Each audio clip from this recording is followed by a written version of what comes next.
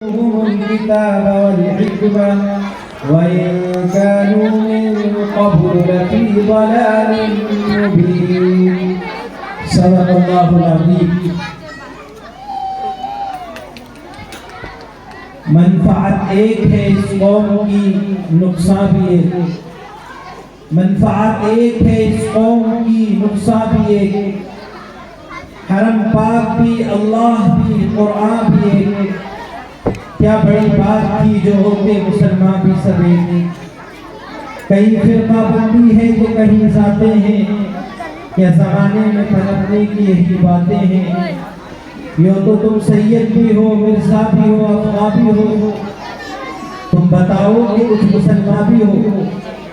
وہ معزز تھے زمانے میں مسلمان ہو کر، اور خار ہوئے تاریخ کے قرآن ہو کر.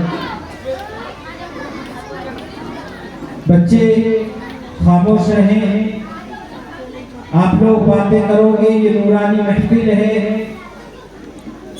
بڑے بھی میں دیکھ رہا ہوں برابر باتیں کر رہے ہیں، جن کو سمجھ ہے، جن کو بوجھ ہے، وہ بھی باتیں کر رہے ہیں. بھائی خاموش بیٹھے. آج سے 1450 سال پہلے اللہ کے نبی صلی اللہ علیہ وسلم صحابہ کے درمیان موجود ہیں، جلوہ نما ہیں، جلوہ افروز ہیں. دو صحابی کی ذرا آواز بلند ہو گئی. اللہ کے نبی کو رحم دل ہے. فَبِمَا رَحْمَةٍ مِّنَ اللَّهِ لِنْتَ لَهُمْ. اللہ نے اللہ کے نبی صلی اللہ علیہ وسلم کو رحم دل بنایا تھا. آپ سخت نہیں تھے. اللہ نے فرمایا کہ اگر آپ سخت ہوتے تو کوئی بھی آپ پر ایمان نہیں لاتا، کوئی بھی آپ کے قریب نہیں ہوتا. لیکن اللہ جو اپنے محبوب کو محبوب رکھتا ہے، اس نے فوراً آیت نازل فرما دی، لا ترفعوا اصواتکم فوق صوت النبی. کہ ایمان والو اپنی آواز کو نبی کی آواز سے اونچا نہ کرو. یہ اللہ اور اس کے رسول کی محفل ہے. یہاں اگر باتیں کی جائیں گی، آوازیں بلند ہوں گی، تو یہ اللہ اور اس کے رسول کی توہین ہے. اللہ کا بڑا احسان ہے، اللہ کا بڑا فضل ہے کہ اللہ نے ہم کو انسان بنایا اور اشرف المخلوقات میں پیدا کیا. اور اللہ کا کتنا احسان ہے، اس کا کرم ہے کہ اللہ نے ہم کو امت محمدیہ صلی اللہ علیہ وسلم میں پیدا فرمایا. ہم کو اللہ کے نبی صلی اللہ علیہ وسلم کی امت میں پیدا ہونے کا احساس عطا فرمایا. وہ اللہ ہمارا خالق ہے، ہمارا مالک ہے، جس نے ہمارے لیے زمین کو بنایا، جس نے ہمارے لیے آسمان کو بنایا. وہ الذی خلق لکم ما فی الارض جميعا، کہ اس نے زمین کی تمام صلاحیتیں تمہارے لیے پیدا کی. اس نے زمین کی تمام نعمتیں تمہارے لیے پیدا کی. زمین کے چرندے، پرندے، درندے، حیوانات، حجرات، شجرات تمہارے لیے پیدا کی. اس اللہ نے انسانوں کے لیے تمام چیزیں پیدا کی، لیکن انسان کو کس لیے پیدا کیا؟ انسان کو اللہ نے اپنی عبادت کے لیے پیدا کیا. جب انسان کسی حیبت دار چیز کو دیکھتا تھا تو اس کے آگے جھک جاتا تھا. سورج کی پوجا کرتا تھا، چاند کی پوجا کرتا تھا، ستاروں کے آگے جھکتا تھا. قرآن نے اعلان کیا وَسَخَّرَ لَكُمُ الشَّمْسَ وَالْقَمَرَ دَائِبَيْنِ، کہ یہ چاند، یہ سورج، یہ تو تمہاری خدمت گزار ہے، تمہارے نوکر ہیں، تمہاری خدمت میں لگے ہوئے ہیں. اللہ تعالیٰ نے اعلان فرما دیا کہ تم کیوں ان کی عبادت کرتے ہو. لَلشَّمْسِ يَنبَغِي لَهَا أَن تُدْرِكَ الْقَمَرَ وَلَلَّيْلُ سَابِقُ النَّهَارِ كُلٌّ فِي فَلَكٍ يَسْبَحُونَ. یہ سورج کا نظام، یہ چاند کا نظام، یہ ستاروں کا نظام، کہ سورج چاند کے وقت پر قبضہ نہیں کر سکتا، چاند سورج کے وقت پر قبضہ نہیں کر سکتا. یہ سارا نظام اس خالق کائنات کا بنایا ہوا ہے جو ایک نظام کے مطابق چل رہا ہے. ذَلِكَ تَقْدِيرُ الْعَزِيزِ الْعَلِيمِ. کیا تمہیں اللہ کے بنائے ہوئے آسمان میں کوئی کمی نظر آتی ہے؟ ثم ارجع البصر، اپنی نظر کو دوبارہ اٹھا اور پھر دوبارہ پھر اٹھا، هل ترى من فطور، کیا تجھے اللہ کے بنائے ہوئے آسمان میں کوئی کمی نظر آتی ہے، کوئی دراز نظر آتا ہے؟ ہرگز نہیں۔ اللہ تعالیٰ نے یہ سارے نظام کو بنایا اور انسانوں کے لیے اللہ تعالیٰ نے یہ تمام چیزیں پیدا کی۔ اللہ نے ہماری خدمت میں لگا رکھا ہے۔ میں بڑے درد دل کے ساتھ یہ بات کہہ رہا ہوں، والذی بعث فی الأمیین رسولا منہم یتلو علیہ آیاتہ ویزکیہم، کہ اللہ تعالیٰ نے اپنے پیارے نبی صلی اللہ علیہ وسلم کو امیوں میں مبعوث فرمایا۔ عرب جاہل تھے، ان پڑھ تھے، اونٹوں کو چرانے والے تھے، ان کے یہاں کیسی جاہلیت تھی، لڑکیوں کو زندہ درگور کرتے تھے، لڑکیاں پیدا ہوتی تھی زندہ دفن کر دیتے تھے، عورت کو منحوس سمجھتے تھے، بچی کی پیدائش کو منحوس سمجھتے تھے۔ لیکن جب اللہ کے نبی صلی اللہ علیہ وسلم کی بعثت ہوئی، وَلِدَ الْهُدَى فَالْكَائِنَاتُ ضِيَاءٌ، آپ کی بعثت ہوئی، یہ دنیا جو اندھیروں میں تھی، تاریکیوں میں تھی، روشن ہو گئی۔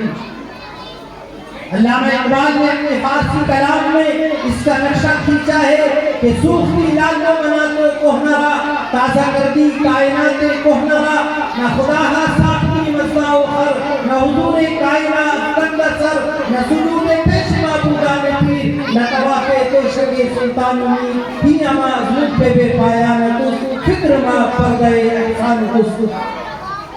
فرماتے ہیں کہ اللہ کے نبی صلی اللہ علیہ وسلم کا فیضان ہے، یہ آپ کی تربیت کا نتیجہ ہے کہ ہم نے درختوں کے سامنے، پتھروں کے سامنے، کاہنوں کے سامنے، جادوگروں کے سامنے اپنی پیشانی نہ جھکائی۔ یہ اللہ کے رسول صلی اللہ علیہ وسلم کی تربیت کا نتیجہ ہے کہ ہم نے امیروں کے سامنے اپنی پیشانی نہ جھکائی، ہم نے مانا تو ایک اللہ کو مانا اور دل سے اس حقیقت کو تسلیم کیا کہ کرنے والی ذات صرف اللہ ہے۔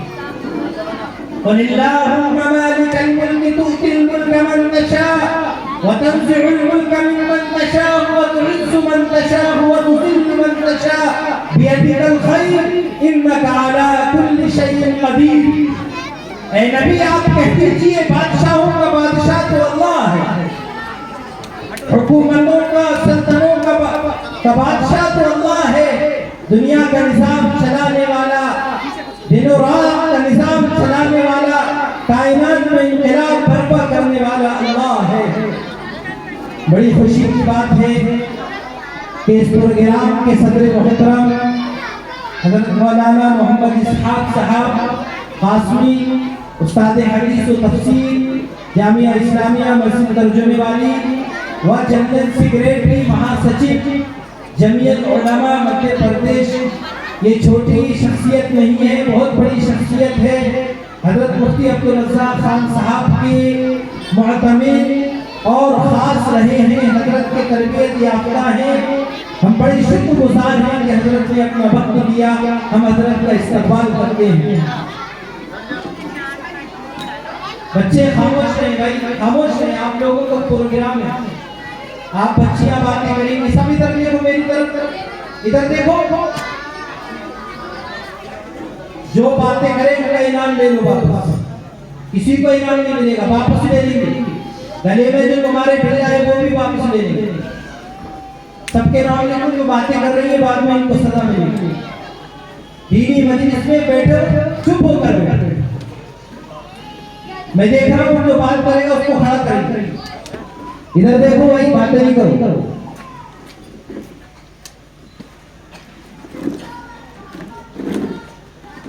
قل اللہم مالک الملک تؤتی الملک من تشاء، کہ بادشاہوں کا بادشاہ اللہ ہے، عزتوں کا، ذلتوں کا بادشاہ اللہ ہے، حکومتوں کا بادشاہ اللہ ہے۔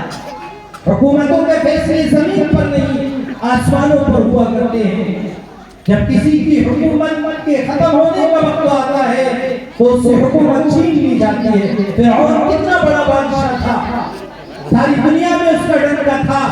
نمرود کتنا بڑا بادشاہ تھا، شداد کی جنت دنیا کے انسان جانتے ہیں، لیکن جب اللہ کے یہاں سے ان کی حکومت کے زوال کا وقت آیا، فرعون بھی مٹا، فرعونیت بھی مٹی، نمرود بھی مٹا، نمرودیت بھی مٹی، اور شداد بھی مٹا، شدادات بھی مٹی، اور دنیا سے بڑے بڑے ظالموں کا خاتمہ ہوا، کیونکہ جب فرعون دنیا کے انسانوں کے لیے فرعون ہے، اللہ کے لیے تو وہ منظر کے پر کے برابر بھی نہیں۔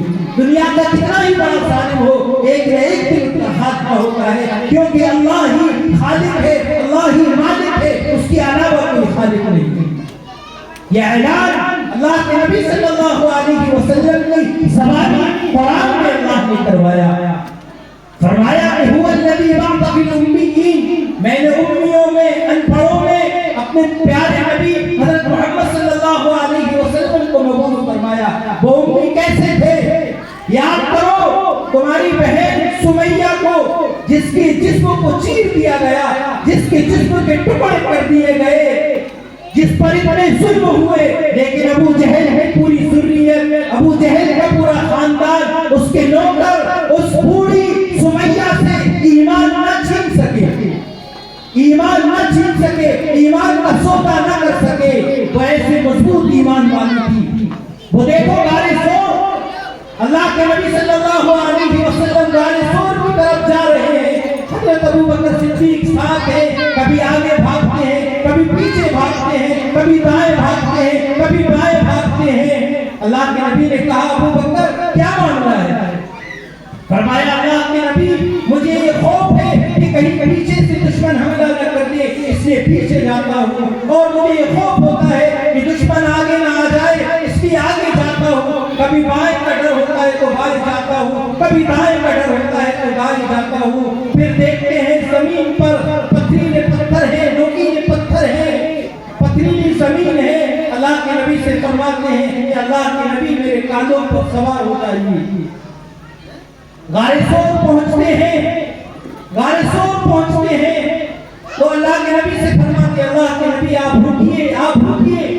اندر غار ثور کے اندر داخل ہوتے ہیں، حضرت ابو بکر صدیق غار کو صاف کرتے ہیں، اپنی تہبند، اپنی چادر پھاڑ کر سارے سراغ بند کر دیتے ہیں، ایک سراغ رہ جاتا ہے، اس میں اپنی ایڑی کو رکھ دیتے ہیں۔ اللہ کے نبی سے فرماتے ہیں آپ آئیے، آپ تشریف لائیے۔ اللہ کے نبی تشریف لاتے ہیں، آپ تھکے ہوئے ہیں، حضرت ابو بکر صدیق کی رات پر سر رکھ کر سو جاتے ہیں۔ ادھر جو بل میں پہلے سے ساتھ موجود تھا وہ ڈس لیتا ہے، حضرت ابو بکر کے جسم میں زہر پھیل رہا ہے، لیکن صبر کا پہاڑ بنے ہوئے ہیں، اطمینان سے بیٹھے ہوئے ہیں۔ جب آنکھیں اشکبار ہو گئی اور آنسوؤں کی لڑیاں لگ گئی اور رخسار انور پر گری، اللہ کے نبی بیدار ہوئے، کہا کہ ابو بکر تم رو رہے ہو؟ کہا کہ ہاں اللہ کے نبی مجھے سانپ نے ڈس لیا ہے۔ کیا ایمان تھا ان کا؟ سانپ نے ڈس لیا لیکن ذرا سی حرکت نہ کی، کہیں ایسا نہ ہو کہ میرے نبی کو تکلیف پہنچ جائے، میرے نبی کو پریشانی ہو جائے۔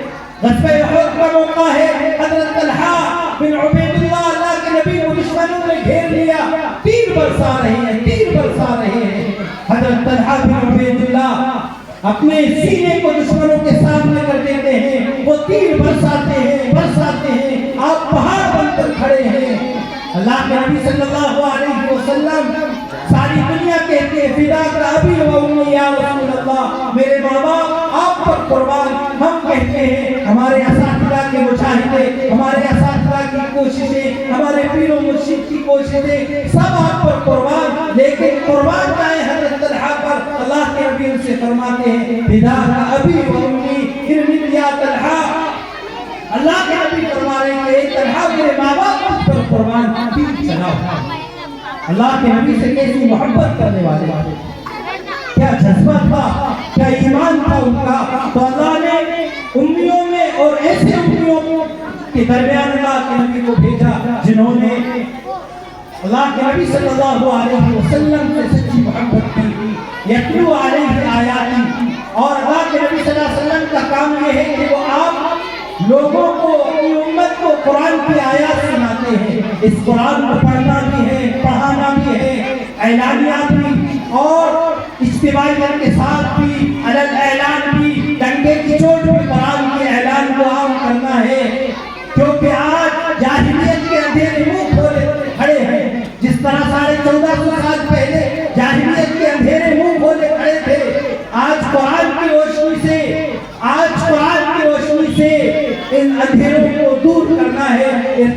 کے جاہلیت کے اندھیروں کو ختم کرنا ہے. نور خدا ہے کفر کی حرکت پہ خندق، دھوپوں سے یہ چراغ بجھایا نہ جائے گا. یہ قرآن کا روشن چراغ مکتب عاشق القرآن کی شکل میں آپ کے محلے میں قائم ہے. ان کا ساتھ دیں، ان کی مخالفت نہ کریں. یہ بچے جو قرآن کی تعلیم پڑھتے ہیں، یہ بچیاں جو مکتب میں آ کر قرآن پڑھتی ہیں، خدا کی قسم ان کے قرآن پڑھنے کی برکت سے اللہ تعالیٰ بڑی بڑی بلاؤں کو دور کر دیتا ہے، بڑے بڑے دشمنوں کی گھٹنوں کو ٹیک دیتا ہے. اس مکتب کی تعلیم کو معلوم نہ سمجھو. ان علماء کا، ان حفاظ کا، ان قاریوں کا ساتھ دو. اللہ تمہیں میدان محشر میں وہ عزت عطا فرمائے گا. ان کی مخالفت کرو گے، علماء کا ساتھ نہیں دو گے، ان کی خدمت نہیں کرو گے، اللہ دنیا میں ذلیل کر دے گا. دارالعلوم دیوبند ایسے دور میں قائم ہوا تھا جب پورے ہندوستان میں ظالموں کا دور تھا. دارالعلوم دیوبند قائم ہوا قاسم نانوتوی کی قبر پر اللہ لاکھوں کروڑوں رحمت نازل فرمائے. انہوں نے مدارس اسلامیہ کو قائم کیا، دارالعلوم دیوبند کی بنیاد ڈالی. آج ساری دنیا میں دارالعلوم دیوبند کے پڑھنے والے وہاں خدمت انجام دے رہے ہیں. امام کعبہ ایک مرتبہ فرما رہے تھے کہ میں دارالعلوم دیوبند کا بہت نام سنتا تھا. ایک مرتبہ میں افریقہ کے ایسے علاقے میں گیا، افریقی لوگ ان کو کھانا مل جائے، ان کے بچوں کو آپ کچھ بھی کرو، پڑھاؤ، کام کرواؤ. کہنے لگے ہم ایسے علاقے میں گئے کہ بچے قرآن پڑھ رہے ہیں. ہم نے پوچھا کہ بھائی یہ پڑھانے والے کہاں کے ہیں؟ تو پتہ چلا کہ ہندوستان کے ہیں اور دارالعلوم دیوبند سے پڑھے ہوئے. حضرت مولانا پیر ذوالفقار نقشبندی رحمۃ اللہ علیہ فرمایا کرتے تھے کہ میں نے دنیا کے 60 سے زیادہ ملکوں کا سفر کیا اور جہاں بھی گیا، جہاں بھی پہنچا، وہاں میں نے دیکھا کہ دیوبند کا بالواسطہ یا بلا واسطہ پڑھا ہوا عالم حافظ وہاں خدمت انجام دے رہا ہے، قرآن کریم سکھا رہا ہے کہ وہ معزز کے زمانے میں مسلمہ ہو کر، ہم خواب ہوئے تاریخ قرآن ہو کر. میرے عزیزوں، قرآن کریم سے جڑ جاؤ، قرآن تعلیم سے جڑ جاؤ، اپنے آپ کو علماء سے قریب کرو، قرآن کریم سے قریب کرو. اللہ تمہاری نسلوں کی حفاظت فرمائے گا، اللہ تمہاری نسلوں کو آباد کرے گا. قرآن کی تعلیم بہت ضروری ہے. ہمارے استاد محترم تشریف لا چکے ہیں، میں زیادہ لمبا بیان نہیں کرنا چاہتا. شکریہ، بہت بہت شکریہ تمام معلمین کا، یہاں کے ناظرین صاحب، عاشق صاحب کا، تمام کا بہت بہت شکریہ. اللہ تعالیٰ جو باتیں کہی گئی ان پر عمل کی توفیق عطا فرمائے. وآخر دعوانا الحمدللہ. ماشاء اللہ.